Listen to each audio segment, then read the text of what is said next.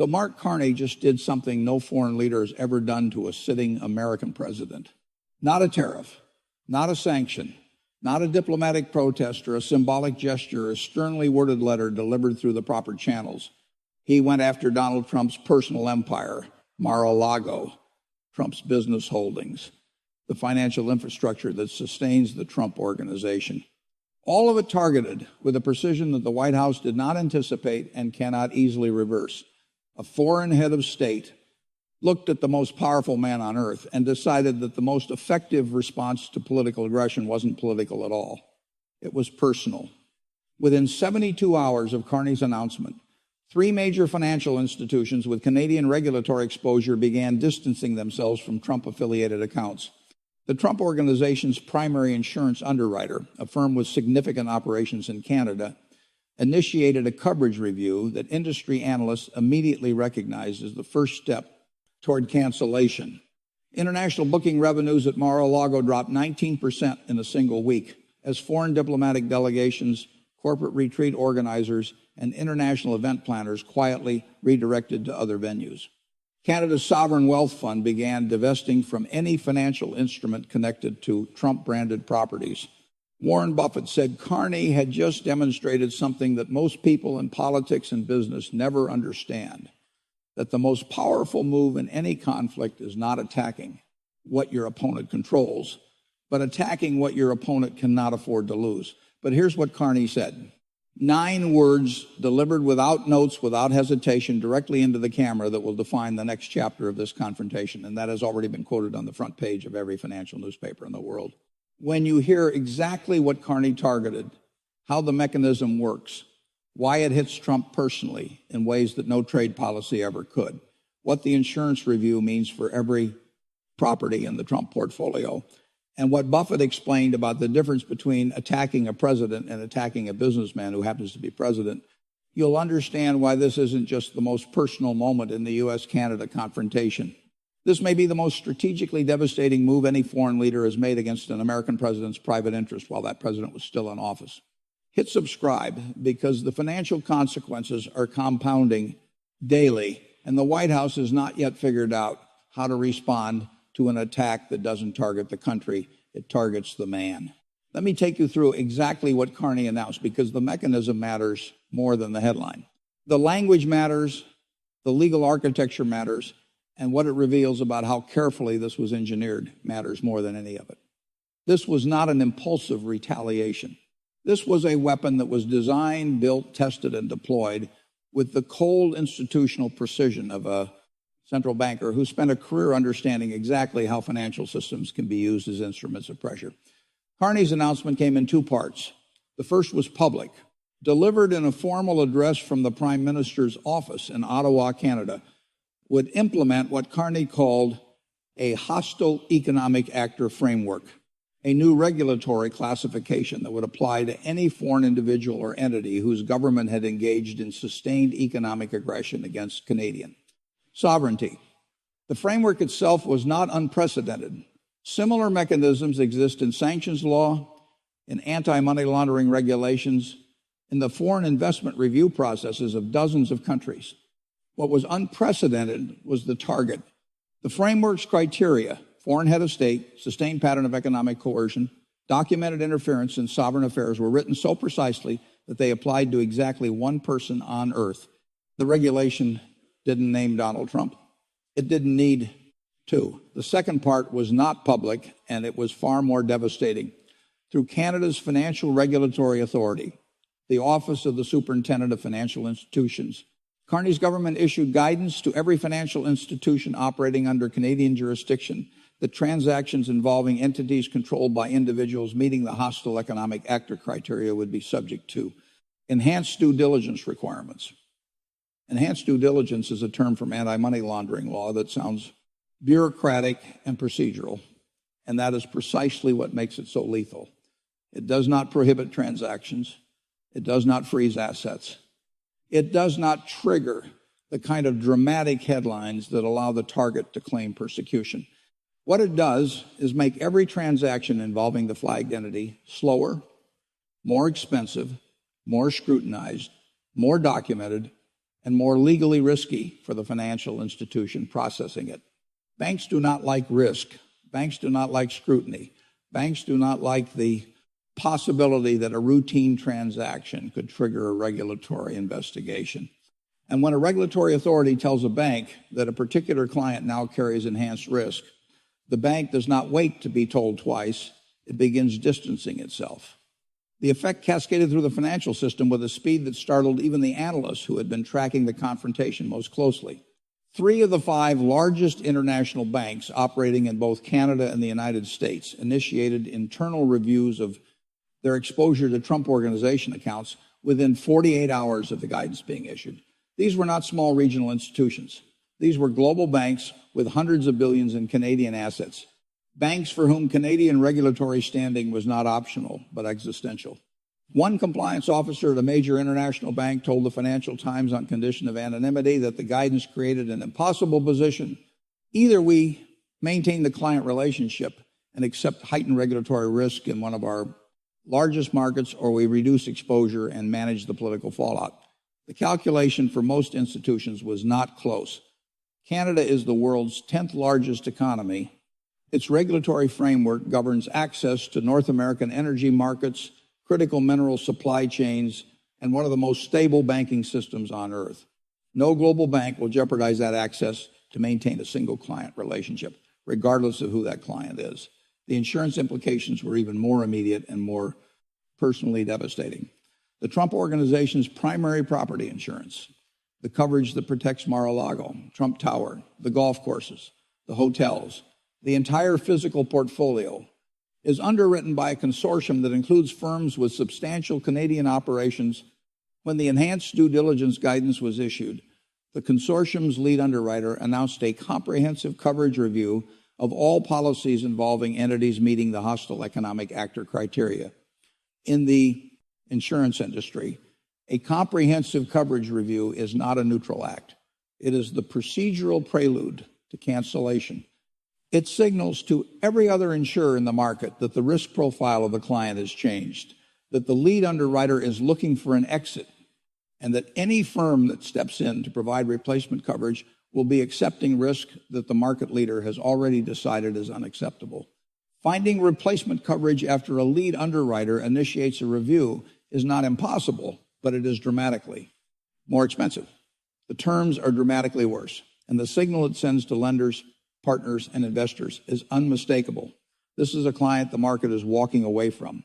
Mar-a-Lago itself became the most visible symbol of the impact because Mar-a-Lago is not just a residence, it is a revenue-generating commercial operation that depends on international clientele, foreign diplomatic events, and a global brand reputation that translates directly into booking rates and membership fees.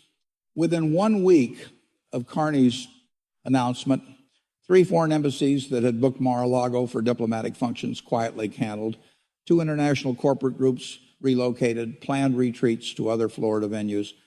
A European luxury travel consortium that had featured Mar-a-Lago in its premium portfolio removed the listing, citing evolving regulatory considerations affecting international transactions with the property. The membership waiting list, which had been one of the most exclusive in American luxury real estate, saw its first reported withdrawals in over 3 years. None of these individual actions was catastrophic on its own.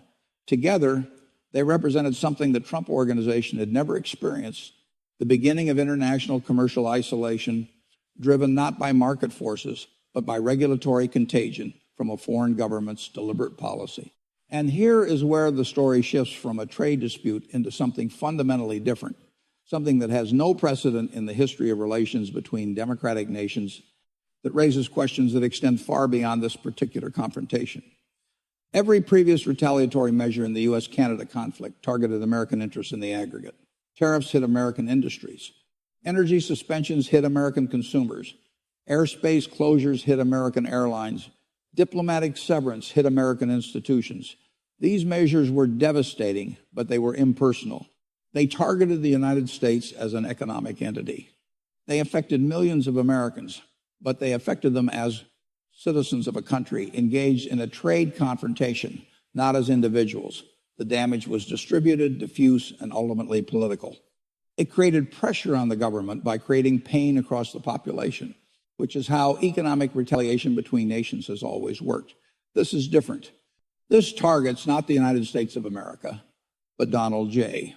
Trump is a private businessman, not American trade, not American industry, not American consumers. One man's financial empire, one man's properties, one man's insurance policies, one man's banking relationships, one man's revenue streams. The distinction is not merely tactical, it is conceptual. Carney did not escalate the trade war. He changed its nature entirely. He moved the battlefield from the national economy, where Trump could absorb damage by distributing it across 340 million citizens, to the personal economy, where Trump absorbs the damage alone. The strategic logic is as elegant as it is ruthless. A president who is willing to let his country suffer economic pain to win a political confrontation may not be willing to let his own business empire suffer the same fate. International law scholars were divided on the legality, but unanimous on the significance. 3 prominent legal academics published analyses within 72 hours. And while they disagreed on whether the hostile economic actor framework violated bilateral investment treaties, they agreed on what it represented. One Oxford professor of international economic law called it the most sophisticated use of financial regulation as a geopolitical weapon that any democracy has deployed against another democracy's leader. A former World Trade Organization appellate body member said, the framework exists in a gray zone between legitimate regulatory discretion and targeted economic coercion that international trade law was never designed to address. A Georgetown professor put it most bluntly. Carney has invented a new category of economic warfare, one that doesn't sanction a country, doesn't sanction an industry, doesn't even sanction an individual in the traditional sense. It simply makes it more expensive and more risky to do business with one specific person and lets market forces do the rest. It's brilliant. It's terrifying. And there is no existing legal framework that clearly prohibits it. And here's the paradox that the White House apparently never calculated. The paradox that made Carney's move not just effective, but essentially unanswerable. If Trump responds as president with tariffs, sanctions, diplomatic pressure, executive orders, he is using the power of the American government to protect his personal business interests. Every retaliatory measure becomes evidence that the presidency is being used as a shield for private wealth. Every executive action taken to counteract the financial pressure on the Trump organization becomes a headline that writes itself. The president uses federal power to protect owned properties. The political cost of responding is enormous because the response itself confirms the properties. Accusation that has followed Trump through his entire political career, that he cannot separate public duty from private interest, that the office serves the man rather than the man serving the office. Responding proves Carney's thesis. Silence lets Carney's weapon work. If Trump responds as a businessman through lawyers, through corporate restructuring, through seeking alternative financial relationships, he is admitting that the framework is effective, that the pressure is real, and that his business empire, vulnerable to a mechanism designed by a foreign prime minister, he is admitting that Mark Carney found the wound. Either path is a loss. Responding as president is an abuse of power. Responding as businessman is an admission of vulnerability. Not responding at all lets the financial pressure compound daily. Carney constructed a trap with no exit, a mechanism where every possible response makes the situation worse, and silence makes it worse fastest of all. The White House spent 72 hours cycling through draft responses and rejecting every one of them because every option created more problems than it solved. Previous Canadian retaliatory measures had clear countermoves. Tariffs can be matched. Energy suspensions can be offset with emergency reserves and alternative suppliers. Airspace closures can be routed around. Diplomatic severance can be endured. Each of those measures, however painful, existed within a framework that allowed the United States to respond symmetrically, to absorb the damage, to present the conflict as a mutual escalation in which both sides suffered. This measure has no symmetric response. The United States cannot impose enhanced due diligence requirements on Carney's personal finances because Carney's personal finances are not entangled with his political office. There is no equivalent vulnerability to exploit. The weapon works precisely because Trump's unique entanglement of business and politics creates an attack surface that no previous president possessed and that no previous adversary had thought to target. And then Carney spoke, and the 9 words he chose were not an accident. They were a scalpel. The setting was a press conference in Ottawa called specifically to address international media questions about the hostile economic actor framework. Carney stood at the podium with the Canadian flag behind him and the coat of arms above him, and he answered 40 minutes of questions with the clinical precision that had become his signature: legal details, regulatory mechanics, jurisdictional authority. The technical architecture of the framework delivered with the fluency of a man who had spent his career building exactly these kinds of systems. He was asked about proportionality. He was asked about precedent. He was asked about the risk of escalation. He answered every question with data, with legal citations, with the measured cadence of a central banker conducting a monetary policy briefing. There was no emotion, there was no rhetoric, there was no performance. And then a reporter from the Washington Post asked the question that everyone in the room had been waiting for. Prime Minister, critics in Washington say this framework is a personal attack on President Trump designed to coerce policy changes through financial intimidation. How do you respond? Carney paused. Not the theatrical pause of a politician timing a soundbite, the brief, considered pause of someone choosing their words with the precision of a surgeon choosing an instrument. He looked directly into the camera, not at the reporter, not at the room, into the lens, and said, "The presidency is not a shield for private wealth." 9 words, no elaboration, no follow-up, no qualifier.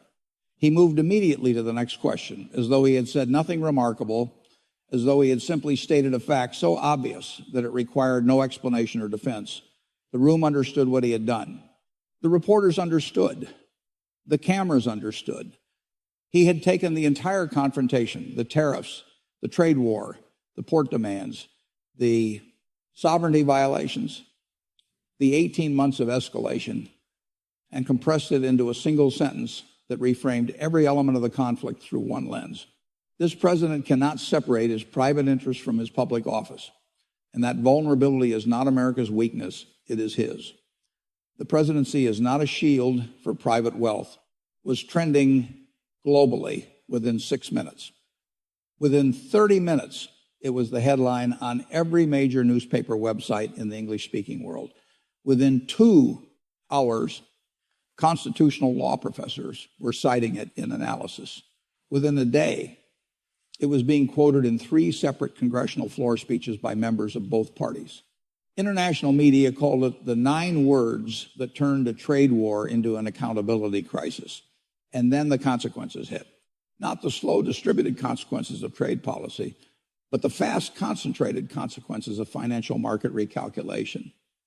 The Trump Organization's publicly estimated valuation dropped by an amount that Forbes later calculated at between $800 million and $1.2 billion within 10 days of the framework's announcement. This was not a precise number.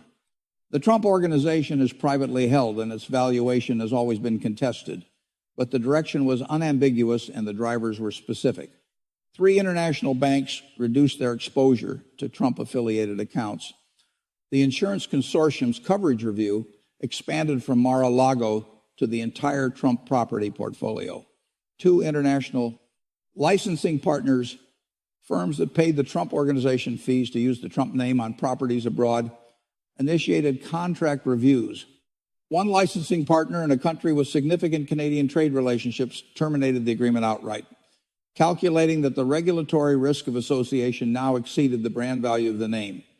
The brand was not just losing value, it was becoming a liability. Mar-a-Lago's operational disruption accelerated throughout the month. International event bookings dropped 31% compared to the same period in the previous year. The club's annual gala, historically one of the most sought-after tickets in Palm Beach society, saw its first significant decline in attendance, with multiple foreign diplomatic guests withdrawing and several corporate sponsors quietly removing their names. A luxury hospitality analyst who tracks high-end private club performance said the pattern was consistent with early-stage brand toxicity. When the association cost begins to exceed the prestige value, the highest value clients leave. First, which accelerates the decline because the remaining client base no longer signals the exclusivity that justified the premium. The analyst noted that brand toxicity in luxury markets is almost always irreversible once it reaches a critical threshold because the product being sold is status, and status cannot survive association with risk. The financial ripple effects extended well beyond Mar-a-Lago into every corner of the Trump organization's operations. Golf course revenues at Trump-branded properties in Scotland and Ireland came under pressure as European financial institutions, taking cues from the Canadian framework, began their own quiet reassessments of exposure. The Trump Hotel in Washington, already a subject of perennial controversy over its proximity to political power, saw a fresh wave of cancellations from international guests and foreign government delegations. Real estate projects in various stages of development faced financing complications as lenders recalculated the risk premium associated with the Trump brand.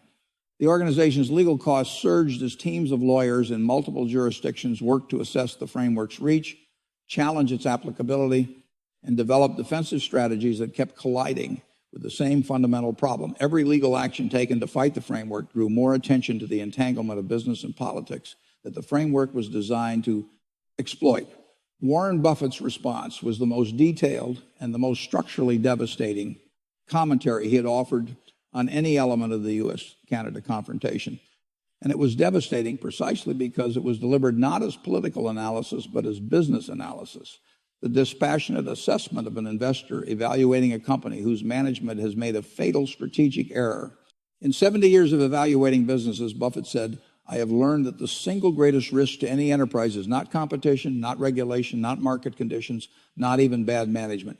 The single greatest risk is when the person running the enterprise cannot distinguish between the enterprise's interests and their own personal interests.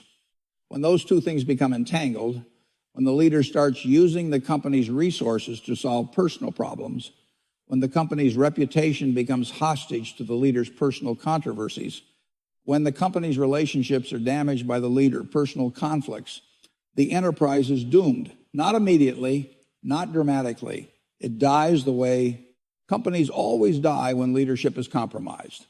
Slowly at first, then all at once. As partners, clients, lenders, and insurers each independently reach the same conclusion. The risk of association now exceeds the value of the relationship." He applied it to the Trump organization with the precision of a man reading a balance sheet. What Carney understood, and what I suspect very few people in Washington understand even now, is that the Trump organization is not a typical business. It is a brand, licensing operation.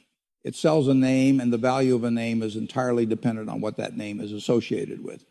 When the name is associated with luxury, exclusivity, power, and prestige, the licensing fees are enormous. When the name becomes associated with regulatory risk, financial scrutiny, insurance complications, and international controversy, the licensing fees collapse. Not because the property's changed, not because the service quality declined, because the name, the only product the company actually sells, became a liability instead of an asset. Carney didn't attack the Trump organization's properties. He attacked its only product. He attacked the name. Buffett went deeper into the mechanics of brand destruction. There is a concept in insurance called reputational contagion. It means that when one entity in a network becomes associated with elevated risk, every entity connected to it inherits a portion of that risk. Banks that lend to the flagged entity face questions from their own regulators. Insurers that cover the flagged entity face questions from their own reinsurers. Partners that do business with the flagged entity face questions from their own partners. The risk doesn't stay contained. It spreads through every relationship, every contract, every handshake, and each entity in the network, acting independently in its own rational self-interest, reaches the same conclusion. Reduce exposure, not because they've been ordered to, not because they've been sanctioned, because the math changed. Carney didn't need to sanction the Trump organization. He changed the math, and when you change the math, the market does the rest. The historical parallel Buffett drew was one that made the room go quiet. I watched this exact pattern destroy Arthur Andersen. Not the Justice Department, not the courts, the market. Andersen was convicted of obstruction of justice in the Enron case, and the conviction was later overturned by the Supreme Court. But it didn't matter. By the time the conviction was overturned, every major client had left not because the courts told them to, because each client independently calculated that the